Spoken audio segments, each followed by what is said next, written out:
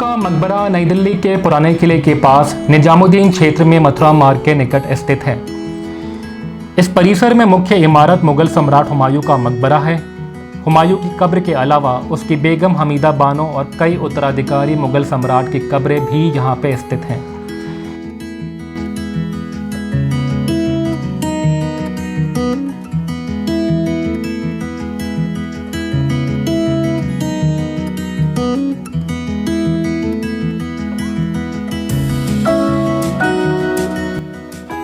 इस मकबरे को 1993 में UNESCO world heritage site declare किया गया था and it was also the first structure to use red sandstone at such a scale.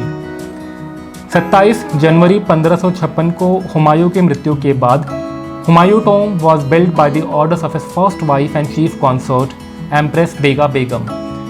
Construction 1565 में शुरू हुई और 1572 में जाके पूरी हुई। इसमें 15 लाख रुपए का खर्चा आया था उस टाइम पे, which was paid entirely by the empress.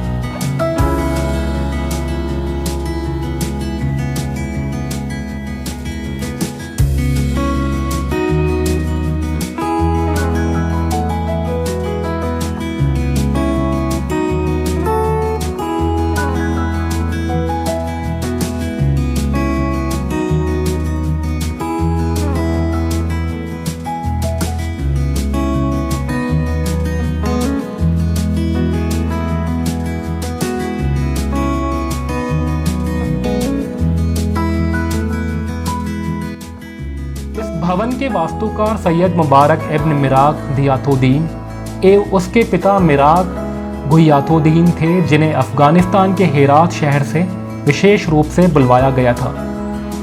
इस इमारत में मुगल स्थापत्य में एक बड़ा बदलाव दिखा, जिसका प्रमुख अंग 4 बाग शैली के उद्यान थे, जिसने भविष्य में ताजमहल को जन्म दिया।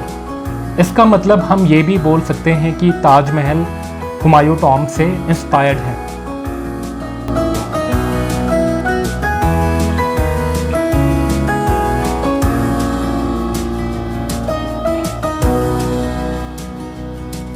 ये मकबरा मुगलों द्वारा इससे पूर्व निर्मित हुमायूं के पिता बाबर के काबुल स्थित मकबरे बागे बाबर से बिल्कुल अलग था। बाबर के साथ ही सम्राटों को बाग में बने मकबरे में दफन करने की परंपरा आरंभ हुई थी। ऐसे उद्यान भारत में इससे पूर्व कभी नहीं दिखे थे और इसके बाद अनेक इमारतों का अभिन्न अंग बनते गए।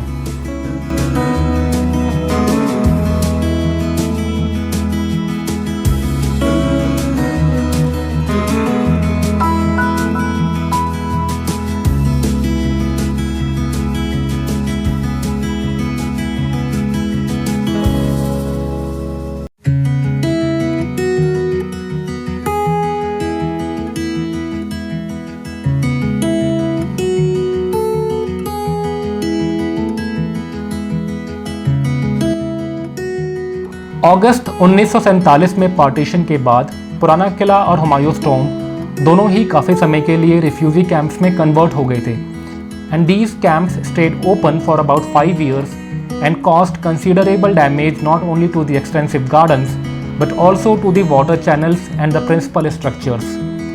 An important phase in the restoration of the complex began around 1993 when the monument was declared a World Heritage Site. This culminated in 2003 when much of the complex and gardens were restored, with the historic fountains running once again after several centuries of disuse. और इसी के साथ I'm signing out for now and we will see you soon.